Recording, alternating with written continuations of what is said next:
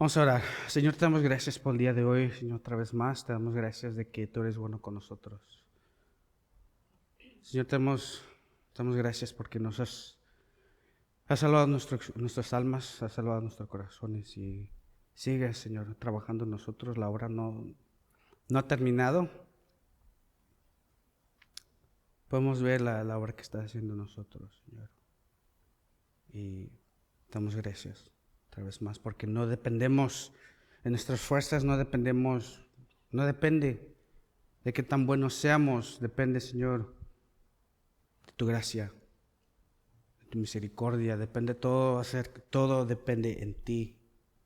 Te damos gracias, Señor, porque si fuera por nosotros, pues no lo hubiéramos armado, Señor, no podemos.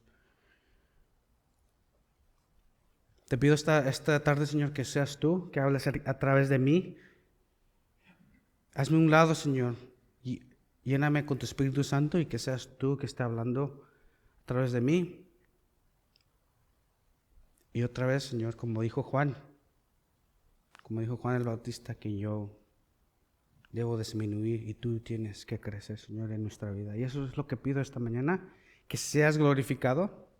Simplemente yo soy un siervo, Señor, que quiere complacerte, quiero obedecer tu voluntad. Y te pido, Señor, que seas glorificado esta mañana. Damos gracias otra vez en el nombre de Jesús. Amén. Entonces el día de hoy vamos a ver, si puedes abrir tus Biblias, en el Evangelio de Juan. Esto va a ser lo último de Juan, capítulo 1. Vamos a empezar el capítulo 2. Primeramente Dios, la semana que viene. It's a little warm. Can you guys help me out with it's a little warm. Hot. Thank you. Y vamos a comenzar la siguiente semana, vamos a empezar el capítulo 2. Y lo interesante de todo esto es de que nos ha tomado 6 semanas, creo que las conté bien, 6 semanas, para terminar el capítulo 1. Pero es que si ves el capítulo 1, hay mucha teología. ¿Cómo empieza Juan? Dice que el Verbo se hizo carne. Con eso tenemos mucho y podemos estudiar bastante acerca de eso. Hay mucho en eso. Pero esto va a ser el último. Vamos a cubrir 27 versículos el día de hoy. Son bastantes, pero es porque como lo cuenta Juan, básicamente viene siendo los discípulos, los primeros discípulos, cómo llegaron a conocer a Jesús a través de Juan el Bautista. Vamos a ver un poquito de detalle en esto, pero vamos a ver Juan capítulo 1, del versículo 35 al 51. Y eso va a terminar Juan capítulo 1. Vamos a comenzar con el primer versículo, el 35, que dice: al día siguiente Juan estaba otra vez ahí con 2 de sus discípulos. El 36, y vio a Jesús que pasaba. Y dijo: he ahí el Cordero de Dios. El 37. Y los discípulos le oyeron hablar y siguieron a Jesús. Vamos a empezar con estos versículos. Una de las cosas que vemos primero es de que otra vez vemos a Juan el Bautista glorificando a Jesús, apuntando y dando la gloria. Uno de los discípulos, dice que fueron 2 discípulos de Juan el Bautista. Y uno de los discípulos se llamaba Andrés. Eso lo vamos en el versículo 40. Vamos a ver un poquito más. Pero es Andrés. El segundo discípulo no es mencionado por nombre, pero se cree que era Juan, el autor de este evangelio. Juan el discípulo que después vino a ser Juan el apóstol, que escribió las cartas primera, segunda y tercera de Juan, y también escribió Apocalipsis. Entonces ese es el mismo Juan. Se cree que a lo mejor este es, porque Juan nunca es mencionado así por nombre, y creo que pues creo que es Eso es lo que yo creo, es como humildad. No quiero exaltarme, no quiero decir, Jesús me amó. De todos los discípulos, Jesús me amó a mí más. Yo era el preferido. Y sabemos que pues con Dios no hay preferencia, no hay favoritos.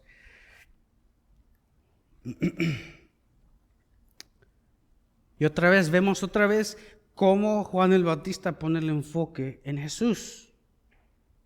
Y lo vemos a través de este capítulo, que cuando Juan el Bautista está en la multitud y cuando los fariseos vinieron a él, en este mismo capítulo le preguntaron, ¿quién eres tú? Y ahora con sus discípulos, no cambia, su testimonio no cambia, su enfoque nunca cambia, siempre quiere. Dice, vean a él. Dice, yo no puedo hacer nada por ustedes, yo solamente soy un siervo de Dios. Es básicamente lo que Juan dice siempre, cada vez que está con las multitudes, cuando está con los fariseos y cuando está con sus discípulos. La gloria siempre a Jesús. Fácilmente él pudo haber dicho, Juan el Bautista pudo haber dicho, mi padre es sacerdote, mi madre es hija de Aarón, como miramos antes, el primer sumo sacerdote. Y eso es un ejemplo a seguir. Donde quiera que estés, donde quiera que vayas, la voluntad de Dios siempre va a ser que glorifiques su nombre, que exaltes su nombre.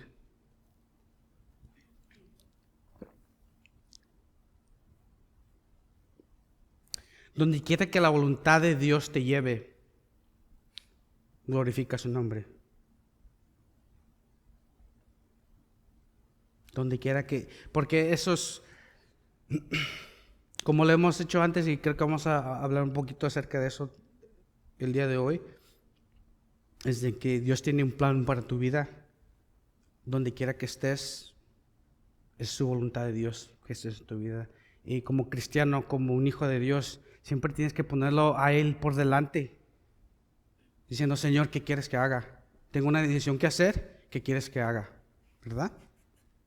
Porque vamos a separar ambos, la voluntad general de Dios, que viene siendo los mandamientos, no cometerás adulterio, honrar a tu padre y a tu madre, y sabemos en Éxodo capítulo 20, los mandamientos, eso es lo general, ¿verdad? Eso es para todos los cristianos, para todos los hijos de Dios. Pero también tenemos la voluntad personal para tu vida. A mí, nosotros llegamos a una iglesia en California, y una congregación muy grande, pero no llamó a todos que se movieran a Texas. Me llamó a mí y a mi esposa que nos moviéramos a Texas. Esa fue la voluntad personal para mi vida y para mi familia. Pero donde quiera que vayas otra vez, glorificar el nombre de Jesús, glorificar a Dios es la meta, como hijos de Dios. Y como vemos en el versículo 36, dice Juan el Bautista, he ahí el Cordero de Dios, le está diciendo a sus discípulos, he ahí el Cordero de Dios. Repite lo que vimos en el versículo 29, cuando estaba con las multitudes y sus discípulos, lo repite otra vez, dice, he ahí el Cordero de Dios.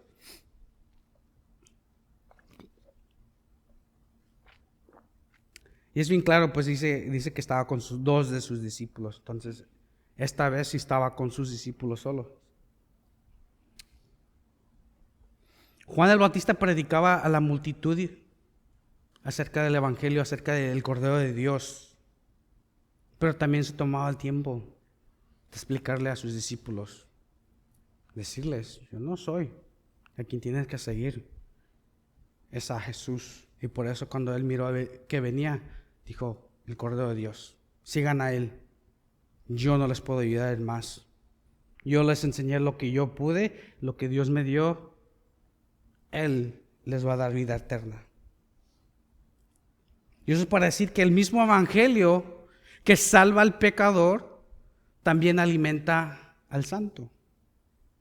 Y ahora, si no sabías esto, la Biblia, el Nuevo Testamento, como hijo de Dios, te llama santo. Pero al principio yo cuando escuché eso, Dios me llama santo, si supiera lo que hice, ¿no? Pero nos dice santos, como vimos esta mañana en Romanos, es por la obra que Jesús hizo por ti. Cuando tú pones tu fe en el Cordero de Dios, automáticamente eres santo. Es como si nunca hubieras pecado, como vimos esta mañana, como si nunca hubieras pecado. Y eso es algo que es un poquito difícil de aceptar, de comprender, pero eso es lo que la Biblia nos enseña, nos dice santos.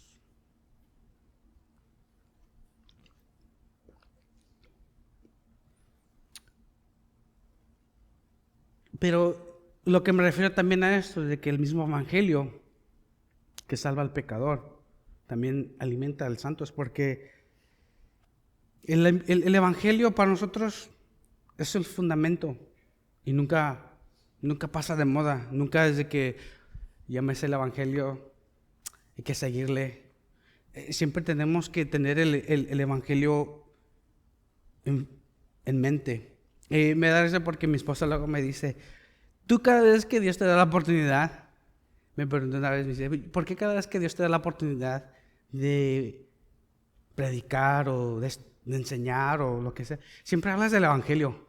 Le digo, pues, es el principio de es nuestra salvación, esta es nuestra doctrina, es lo más importante, es el evangelio, nunca nos podemos olvidar.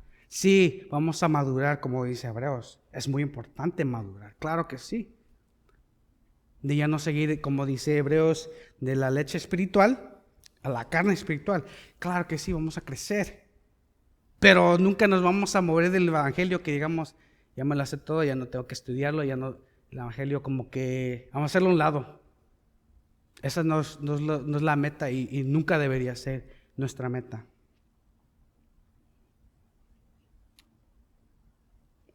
Siguiendo el 37 dice, y los discípulos le oyeron hablar y siguieron a Jesús. Como dice Romanos,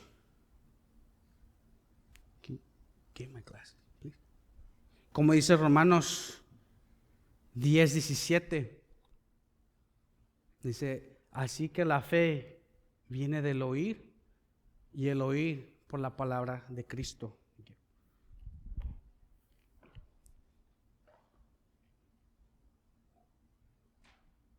Y este es el proceso de la salvación, es el oír el evangelio.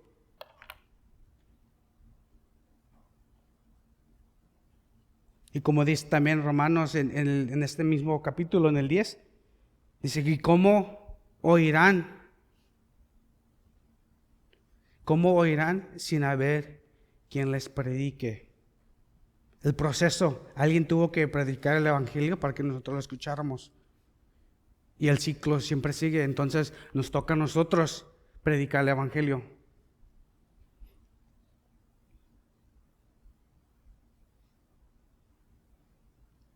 How do I take this off?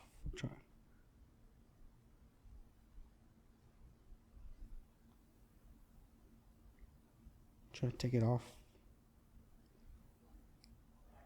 Top right. Got it. Blank. Got it. Cool, thank you. La tecnología no es lo mío.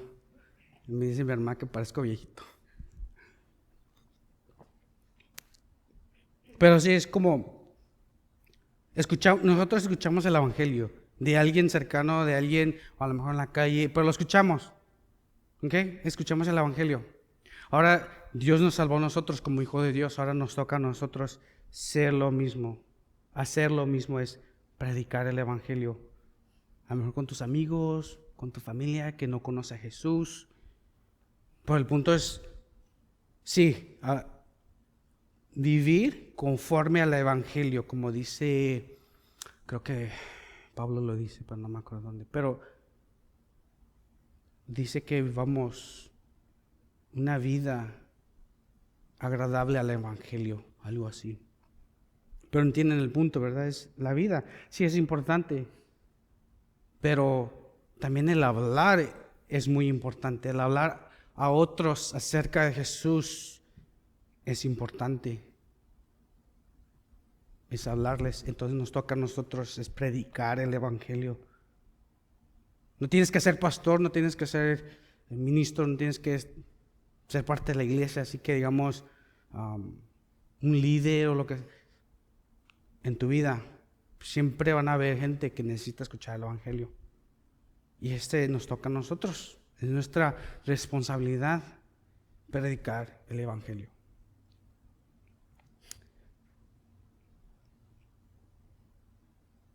Cuando estaba en el rancho me acuerdo que teníamos un dicho que decíamos: ponle patitas a tu fe. Y eso lo sacamos de Santiago. Vamos a ver Santiago. Santiago, versículo 1.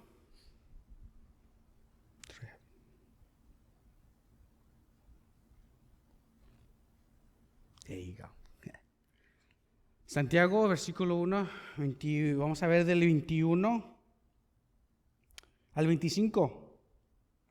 Tiene que ver con esto de seguir a Jesús. Dice: por lo cual, desechando toda inmundicia y todo resto de malicia, recibid con humildad la palabra implantada, que es poderosa para salvar vuestras almas. El 22, sed hacedores de la palabra y no solamente oidores, que se engañan a sí mismos. 23, porque si alguno es oidor de la palabra y no hacedor, es semejante a un hombre que mira su rostro natural en un espejo. 24. Después de mirarse a sí mismo e irse, inmediatamente se olvida de qué clase de persona es. 25. Pero el que mira atentamente a la ley perfecta, la ley de la libertad, y permanece en ella, no habiéndose vuelto un oidor olvidadizo, sino un hacedor eficaz, este será bienaventurado en lo que hace.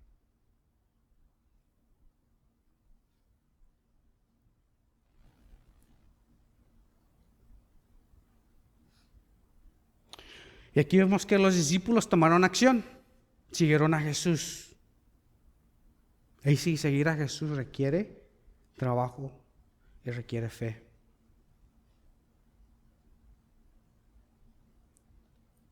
Y para seguir a Jesús, como digo otra vez, requiere fe, requiere trabajo. Porque muchas veces tenemos que despojarnos de cosas, tenemos que dejar cosas ir que nos impiden seguir a Jesús.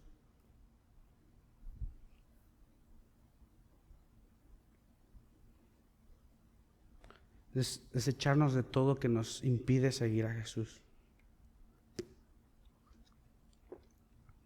Porque seguir a Jesús es lo más importante en la vida. Ahora, como cristianos, eso aplica para ambos, como a los cristianos, nosotros los hijos de Dios, y también aplica pues a gente que están decidiendo, que tienen que hacer la decisión: ¿voy a seguir a Jesús o no? Eso aplica a ambos, despojarnos de todo, ¿verdad? Por eso digo que toma fe. Porque como dijo también en los evangelios, Jesús dijo: si amas a tu padre, a tu madre, a tus hijos, quien sea, dice, más que a mí, no eres digno. Y lo que se refirió a eso es de que no hay nada más importante que seguir a Jesús. Y a veces tu familia te lo impide. A lo mejor he escuchado gente que dice: mi familia es católica, mi familia es musulmana y ya no me hablan y ya esto. Pero ¿vale la pena seguir a Jesús? Claro que sí. Esa es la pregunta, pues ni se hace. Claro que vale la pena seguir a Jesús. Y como cristiano también. como cristiano, ya como hijo de Dios, si hay algo que me impide seguir a Jesús, que está afectando mi relación con Dios, no vale la pena seguir en eso, despojarnos de eso. Y tengo una historia acerca de contarles de esto. Me acuerdo, fue como hace 2 semanas, y el Señor me habló acerca de esto. Fue como hace 2 semanas, y tengo 2 perras. Una pastora alemana, y está un poquito más viejita.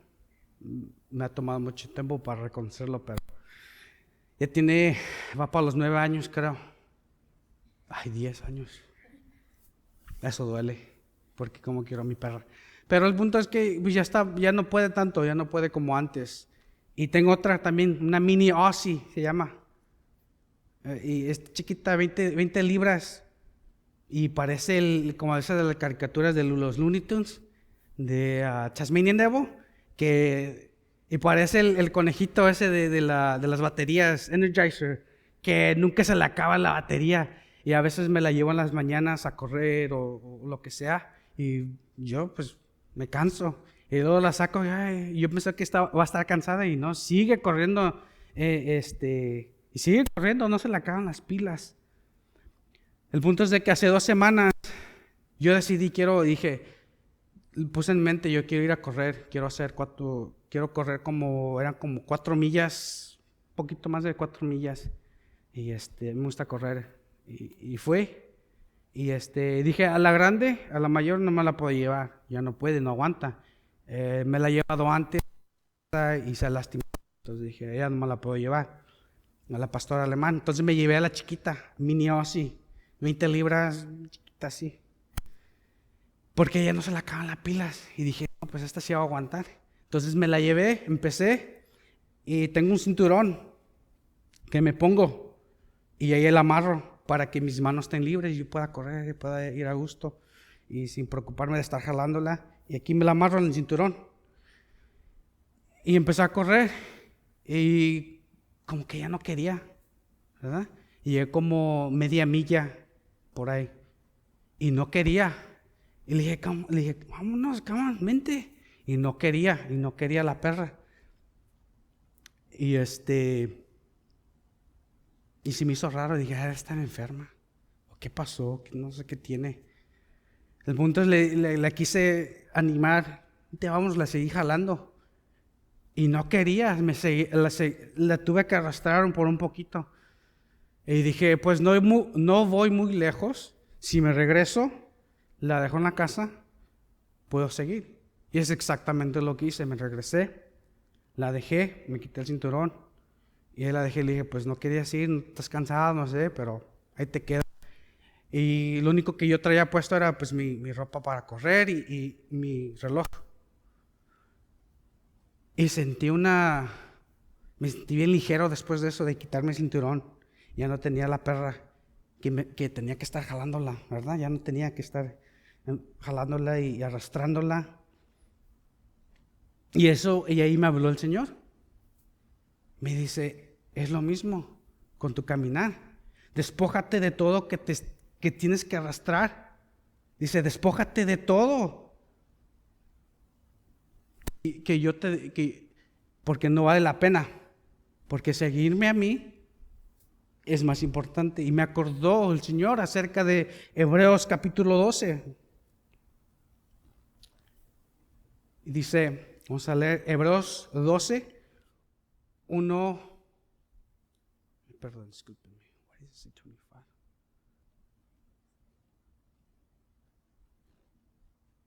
There you go. Hebreos 12. Y vamos a ver versículo 1 y el 2. Dice, por tanto, puesto que tenemos alrededor nuestro tan grande nube de testigos, despojémonos también de todo peso y del pecado que tan fácilmente nos envuelve y corramos con perseverancia la carrera que tenemos por delante. Versículo 2. Puestos los ojos en Jesús, el autor y consumidor de la fe, quien por el gozo puesto delante de él soportó la cruz, menospreciado la vergüenza, y se ha sentado a la diestra del trono de Dios.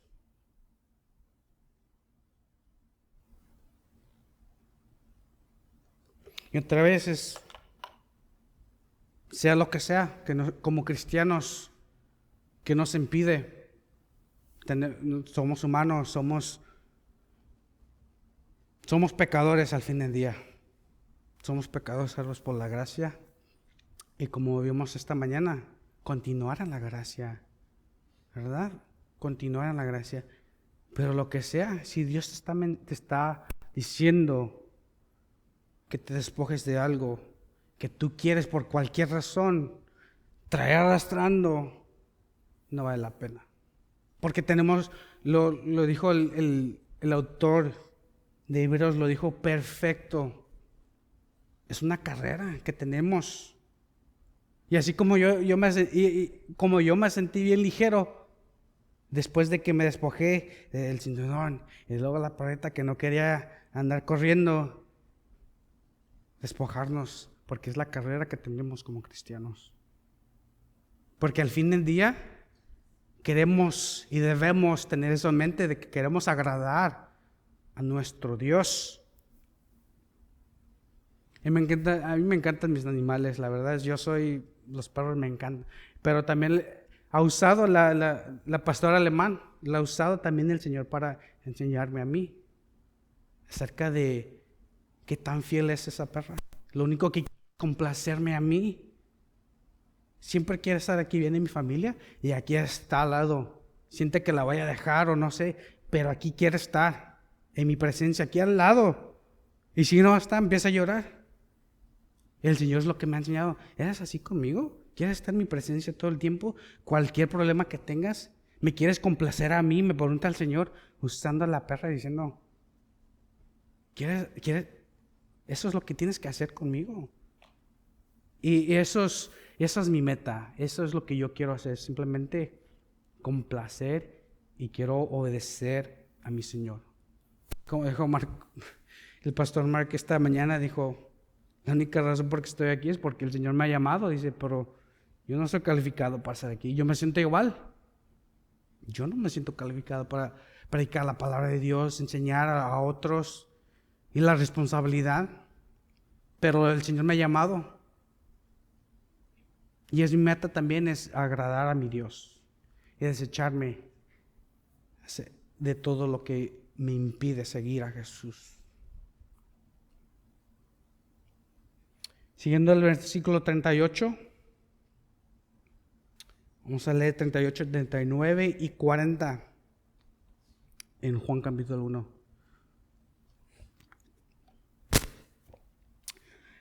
Jesús se volvió y viendo que le seguían, les dijo, ¿qué buscáis? Y ellos le dijeron, Rabí, que traducido quiere decir maestro, ¿dónde te hospedas? El 39, Él les dijo, venid y veréis. Entonces fueron y vieron dónde se hospedaba y se quedaron con él aquel día, porque era como la hora 10. En 40, uno de los discípulos que oyeron a Juan y siguieron a Jesús era Andrés, hermano de Simón Pedro. Les preguntó, ¿qué buscas? Y aquí van unas preguntas que tenemos que hacernos nosotros. ¿Buscas a Dios por las bendiciones? Y esa es una pregunta medio complicada, ¿verdad? Porque lo podemos aplicar para un nuevo creyente. Para un nuevo creyente sí es ¿cómo se dice ahí? Pues te la paso, ¿verdad? Se entiende un poquito más un nuevo creyente. Pero para uno un creyente que ya debería estar madurando, como lo dice Hebreos, ya debería ser, ya debería ser maestro de la palabra y todavía sigues en la leche. Como digo, a un creyente nuevo te la paso, pero a uno que ya debería estar maduro, entonces eso es un poquito ya inmadurez.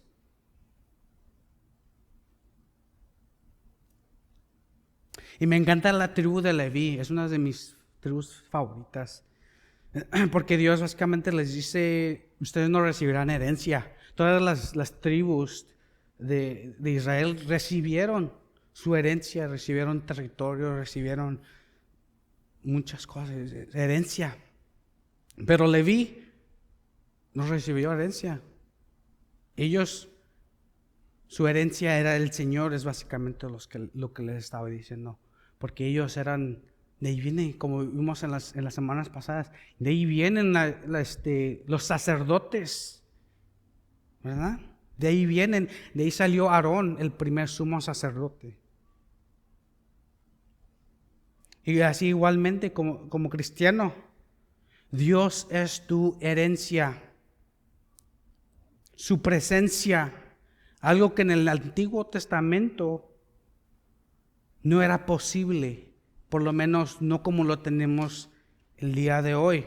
La presencia de Dios se miraba muy diferente en el Antiguo Testamento de que como nosotros lo tenemos ya como creyentes del Nuevo Testamento. Es diferente, es muy diferente. Las bendiciones no deben de ser tu enfoque. Más bien, Dios tiene que ser tu enfoque.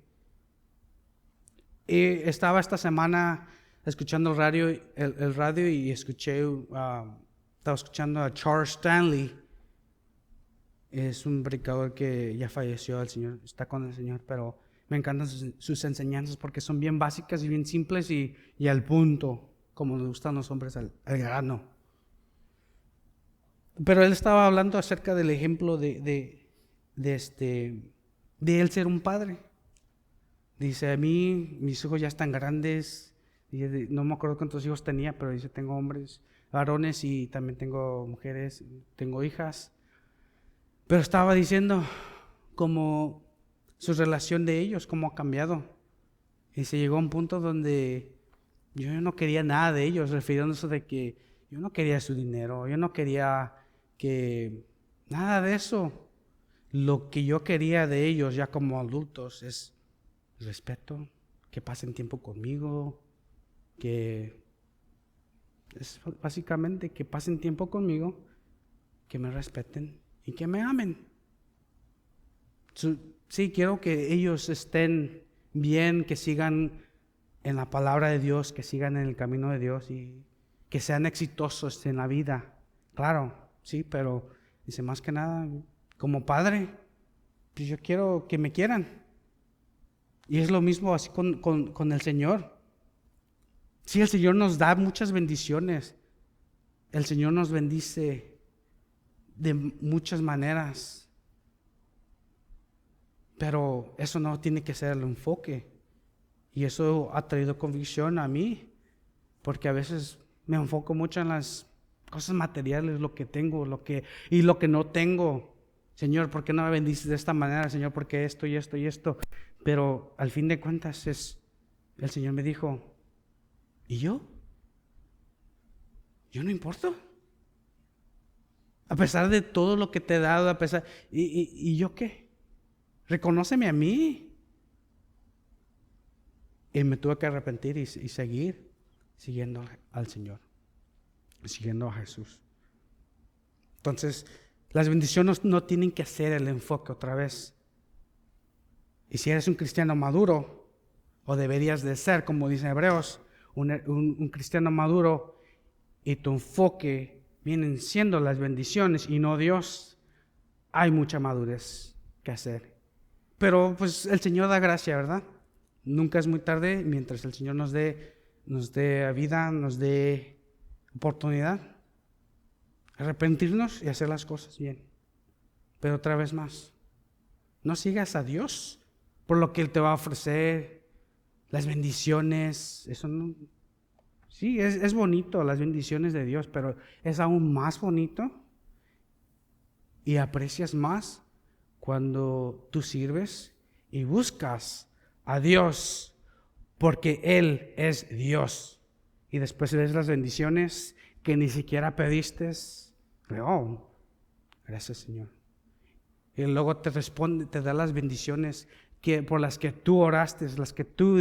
Oh, es muy bonito, pero el enfoque siempre tiene que ser Jesús. Es lo que vemos en el Antiguo Testamento, toda la Biblia, ¿verdad? Pero en el Antiguo Testamento vemos que el enfoque siempre es Jesús, siempre está apuntando a Jesús. Hay sombras en el Antiguo Testamento, hay muchas sombras que apuntan y nos dirigen a Jesús. Y después que cuando vemos en el Nuevo Testamento, todo que vemos en los evangelios, todo apunta a glorificar a Jesús, todo se trata de Jesús. Y después de la crucifixión y la resurrección, todo apunta hacia atrás. Ahora se trata todo de Jesús, lo que Jesús hizo. El enfoque siempre es Jesús, siempre es Jesús. Y eso tiene que ser lo mismo en nuestras vidas y no las bendiciones. Vamos a seguir en el versículo 41 y el 42 vamos a verlos. Dice, él encontró primero a su hermano Simón y le dijo, hemos hallado al Mesías, que traducido quiere decir Cristo. 42, entonces lo trajo a Jesús. Jesús mirándolo, dijo, tú eres Simón, hijo de Juan. Tú serás llamado Cefas, que quiere decir Pedro.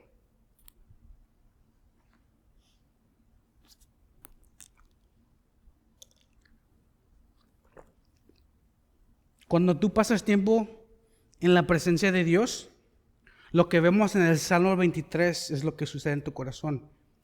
Así como dice el Salmo 23, dice, unges mi cabeza con aceite, mi copa está rebosando. Cuando tienes un encuentro con Dios, quieres que todos sepan lo que ha pasado en tu corazón. Tu familia es son las primeras personas en quien piensas, porque son los más cercanos a tu corazón. Y yo tengo un ejemplo de cerca de eso. Cuando yo vine al Señor, me entregué al Señor, yo pensé en mi familia. Dije, yo quiero que mi familia sea salvo. Mi hermano ya era salvo. Pero mi hermana es la que era necia. No quería, decía, no, yo no quiero seguir a Dios porque fue lastimada por la iglesia y todo. Más que nada por la... What's the word? Help me out. Más que nada fue lastimada por la... ¿Ah? Sí, but... What is it? Sí, hay otra palabra que siempre la usamos en la iglesia. Se me fue. Perdón, disculpen. Por el libertinaje. There's another word for it. Siempre lo usamos. Legalismo. Ay, disculpen. Pero en la iglesia donde crecimos era muy legalista. Y la entiendo porque yo también pensaba lo mismo. Yo soy un aburrido, no se permite hacer esto y esto y esto. Y pues el punto es de que ella no quería seguir a Jesús. Ella decía, yo no quiero seguir a Jesús. Y dije, pues está bien, pero el punto es de que yo cuando llegué a Jesús, yo quería que toda mi familia fuera salva. Y todavía quiero lo mismo. Por eso cada vez que tenía la oportunidad, a mi cuñado siempre le decía, ¿Jesús te ama? ¿Sí o no? Jesús te ama, Jesús quiere salvarte. Tiene un plan para tu vida y para tu familia. ¿Verdad?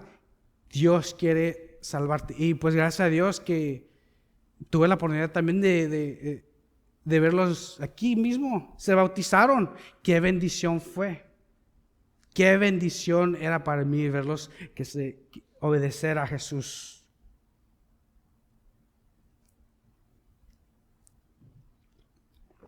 Pedro vino a conocer a Jesús por medio de su hermano Andrés.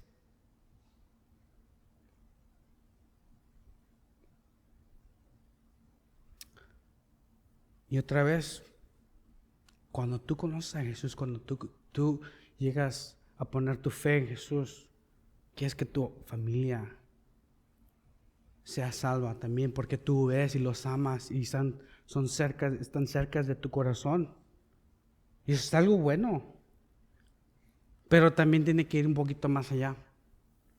La gente que, la verdad, que no te cae bien, la gente que no conoces, la gente que, pues que dices, ay Señor, ¿cómo va a ser esa persona salva?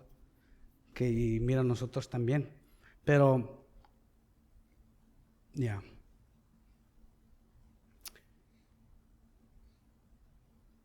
Vamos a continuar el versículo 43 y vamos a leer el 44. Al día siguiente Jesús se propuso salir para Galilea y encontró a Felipe y le dijo, sígueme. El 44. Felipe era de Betsaida, de la ciudad de Andrés y de Pedro. Siempre hay una invitación a seguir a Jesús. Todos tenemos, como dice también Romanos, no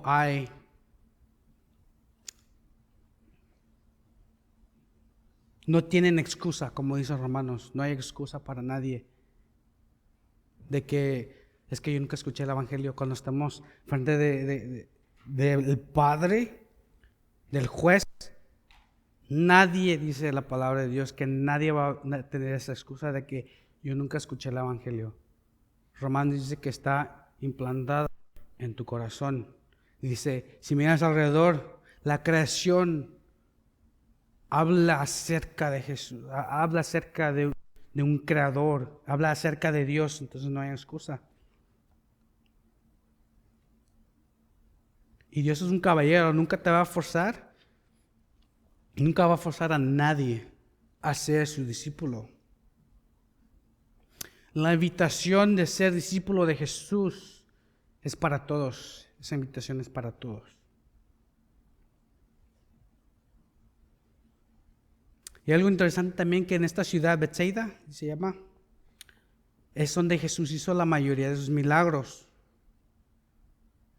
En esta ciudad la encontramos en Mateo 11.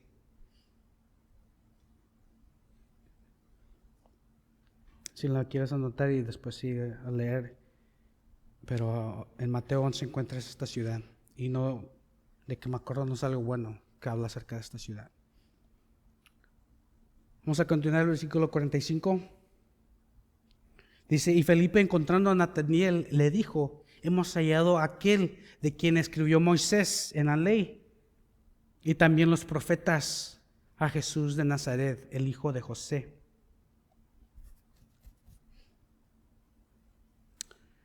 En el versículo 21, los fariseos le preguntaron a Juan el Bautista que si era él el profeta. Y lo miramos con un poquito más de detalles de quién era el profeta de quien Moisés escribió.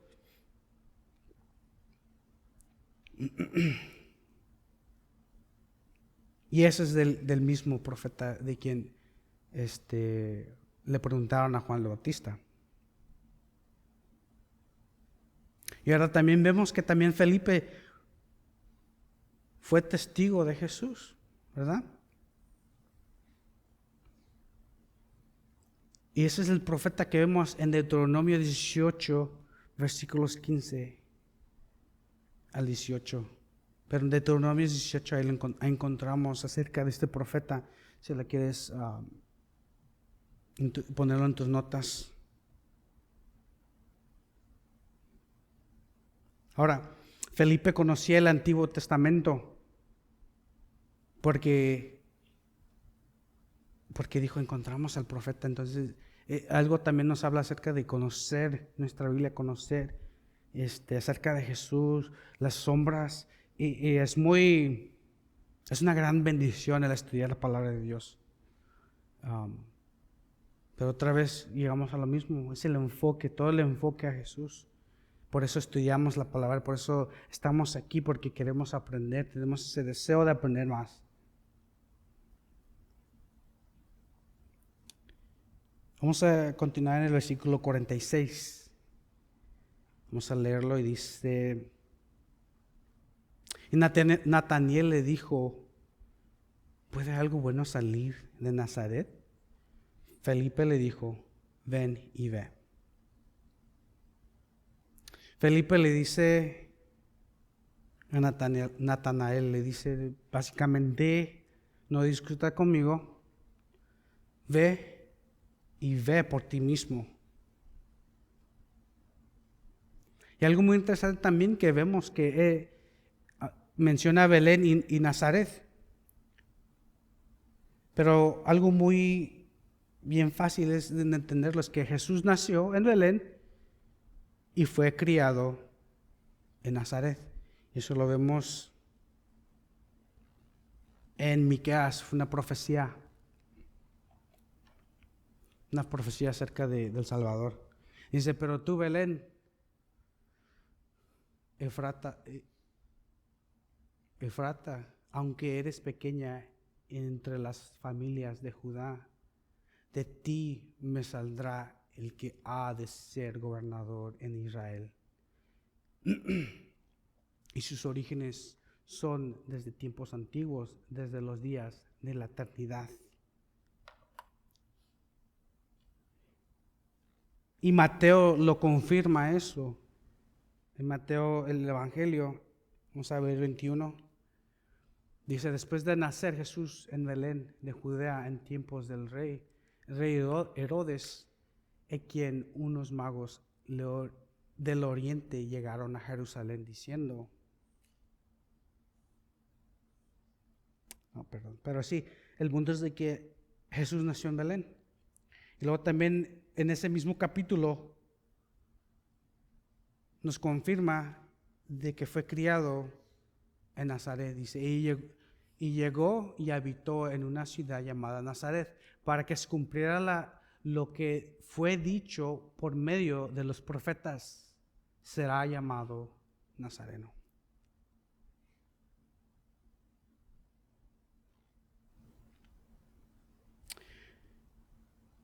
Que seguir en el versículo 47.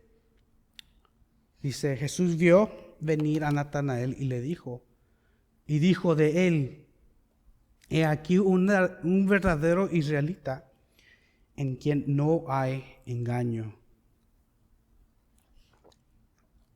Y antes que se conocieran, Jesús ya conocía su corazón. Ya conocía el corazón de Natanael. Y también conoce el nuestro. Y qué bonito sería escuchar esas palabras que venga nuestro Señor. Que diga: en esa persona en su corazón no hay engaño. ¿Verdad? Qué bonito sería escuchar eso de nuestro Señor. Pero sí podemos llegar a ese punto. Claro que sí. Y yo lo veo así. Es simplemente ser honesto con el Señor. Yo me encuentro frecuentemente donde el Padre que vemos en el Evangelio de Marcos, en el capítulo 9, habla acerca de su hijo, del padre y su hijo, que tenía un espíritu mudo. Dice que lo echaba en el fuego y agua para matarle. Y Jesús le dijo: al que cree, todo es posible. Y el hombre respondió: creo, ayuda mi incredulidad. Es ser honestos con el Señor. Y como dije, yo me encuentro ahí frecuentemente de que siempre estoy dudando del Señor, lo que puede hacer, lo que quiere hacer conmigo, y la obra que tiene para mí. Siempre estoy dudando. Y me encuentro como este hombre que dice, creo, pero todavía me falta mucho. Mi fe, sé que le hace falta mucho. Y mi oración honesta al Señor es, ayúdame en mi incredulidad, ayúdame porque a veces no creo en ti, Señor. Y es frustrante, pero esa es la realidad.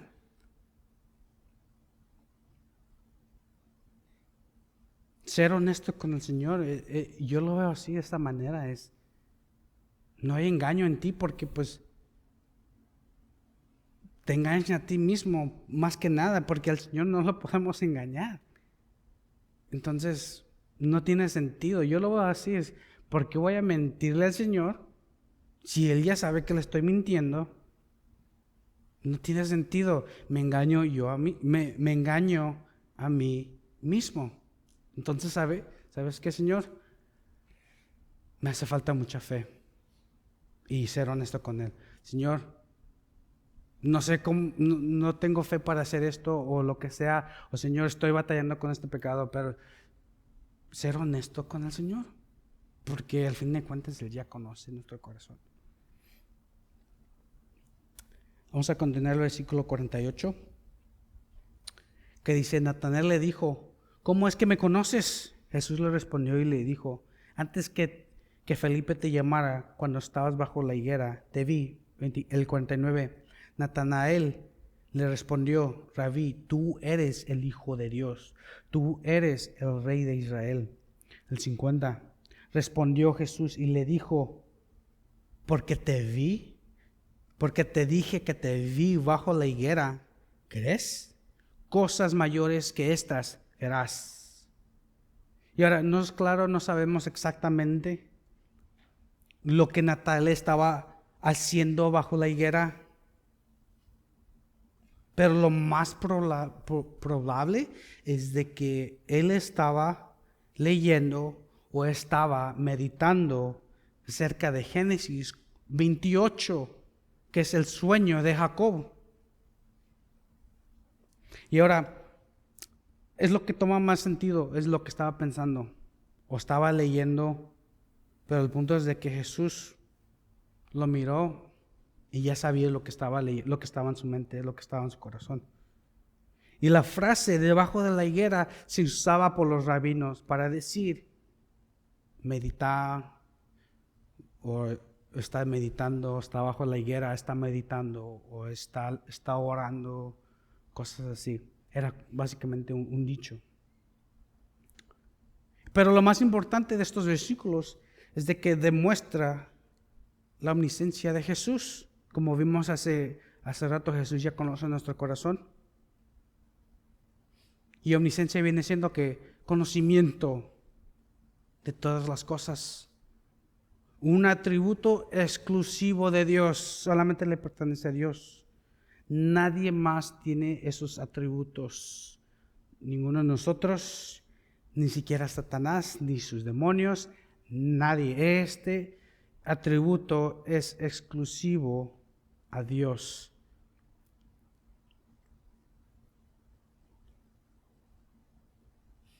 Y vemos que en el versículo 49 le dijo, Hijo de Dios, Rey de Israel. Parte de ser discípulo de Jesús es declarar quién es Él. Declarar quién es Él en lo personal, ¿verdad? Con la familia. Toda mi familia sabe que yo alabo, glorifico, exalto a Dios, pero también en las multitudes, cuando estás en público, glorificar el nombre de Jesús. El Señor no nos ha llamado, no nos ha salvado para tener una fe tímida.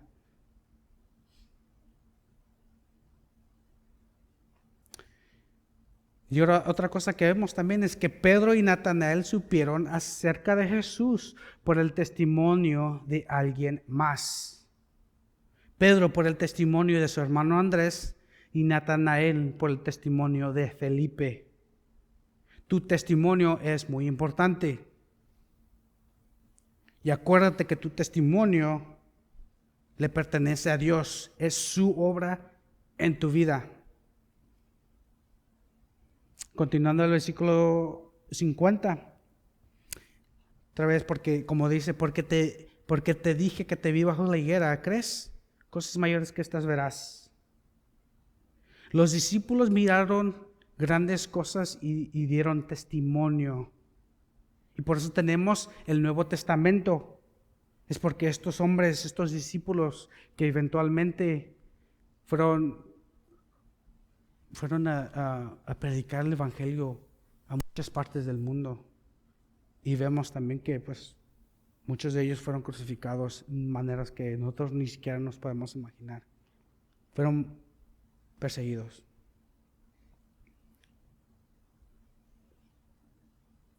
Pero dale gracias a Dios por esos hombres, de que a través de ellos, el Espíritu Santo escribió el Nuevo Testamento, y no tenemos que estar en la oscuridad o tratar de adivinar o no sé cómo vaya a ser. Tenemos su palabra, tenemos el Nuevo Testamento. Algo por qué estar agradecidos, ¿verdad? Y ahora para terminar, vamos a leer el 51 para concluir. Y le dijo, en verdad os digo, que veréis el cielo abierto y los ángeles de Dios subiendo y bajando sobre el Hijo del Hombre. Y otra vez es por eso toma más sentido, que es lo que Natanael estaba pensando bajo la higuera. Fue Natanael, sí, ¿verdad? Que estaba pensando, estaba meditando o estaba leyendo en Génesis 28. Vamos a leerlo 28.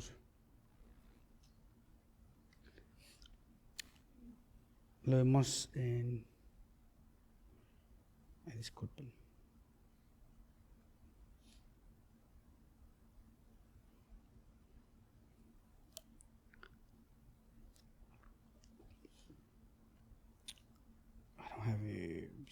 Sí, Génesis 28, el 10 al 12. Dice, y salió Jacob de Beerseba y fue para Harán, el 11. Y llegó a cierto lugar y pasó la noche ahí, porque el sol se había puesto. Tomó una de las piedras del lugar, la posó de su cabecera y se acostó en aquel lugar. El 12. Y tuvo un sueño, y aquí había una escalera apoyada en la tierra, cuyo extremo superior alcanzaba hasta el cielo. Y aquí los ángeles de Dios subían y bajaban por ella. Es básicamente por eso yo creo que es lo que estaba leyendo Natanael. Pero si te das cuenta, Jesús cambió, dice, ya no hay escalera, ya no vemos que menciona escalera. Jesús es la escalera al cielo, porque dice, como dice que Él subiendo sobre el Hijo del Hombre. Y otra vez, como vemos en Juan 14:6, que eventualmente vamos a llegar a ese capítulo, no sé cuándo, pero eventualmente. Juan 14:6, y Jesús dijo, yo soy el camino, la verdad y la vida. No hay otro camino, no hay otra manera de llegar al cielo, solamente a través de Jesús. Ahora el Hijo del Hombre, Daniel lo menciona. Daniel 7, 13 al 14, versículo 13 al 14 dice, seguí mirando en las visiones nocturnas, y aquí, con las nubes del cielo, venía uno como un hijo de hombre, que se dirigió al anciano de días y fue presentado ante él.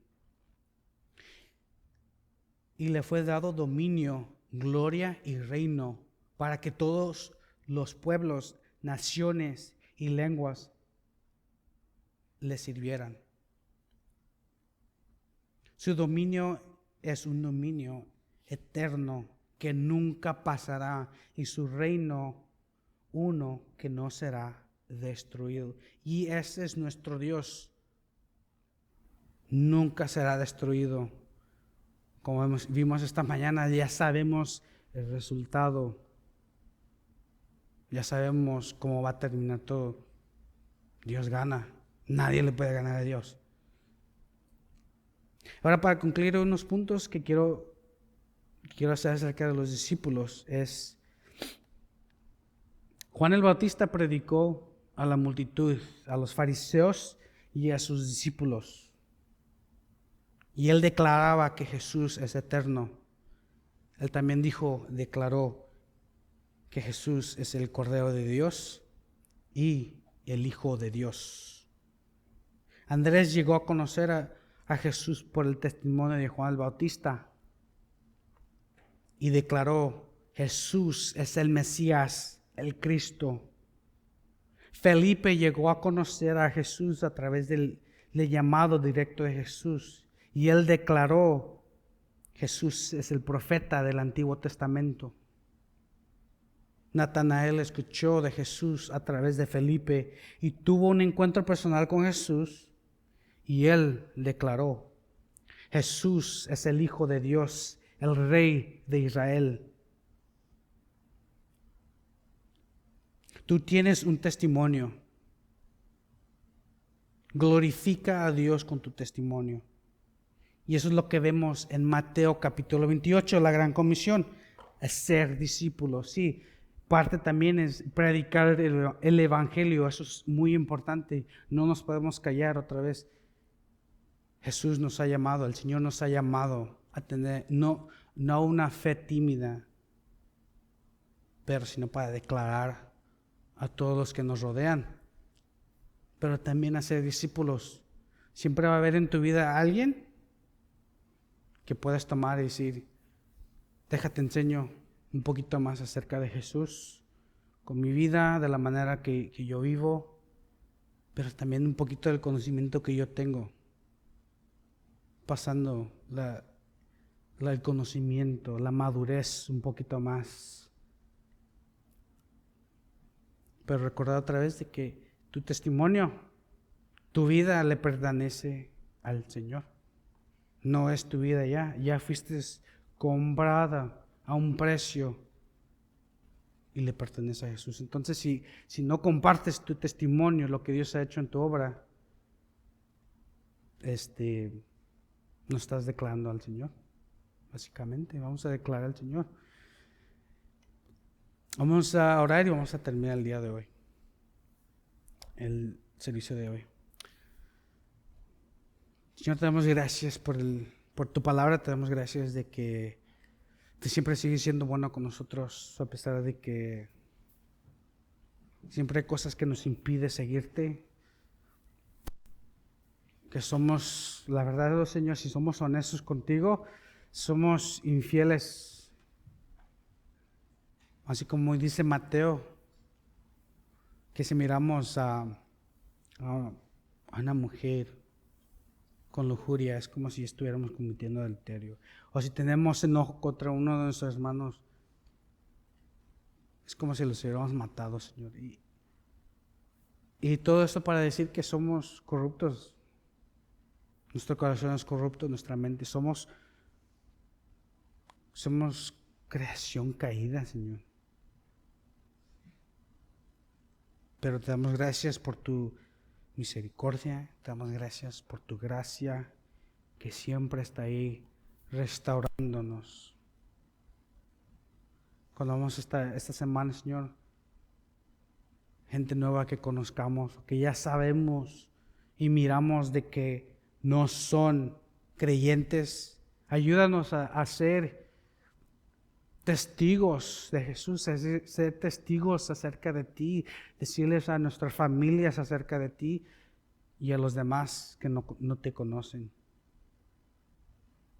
Que tu Espíritu, Señor, fluya a través de nosotros. Así como vemos en el Salmo 23, que eso pase en nuestra vida, en nuestra mente, que lo único que salga es tu palabra, que lo único que salga es glorificar tu nombre. Es lo que queremos, Señor, glorificar tu nombre y decirle a otros acerca de tu evangelio, acerca de lo que tú quieres hacer en su vida. Otra vez te damos gracias en el nombre de Jesús. Amén.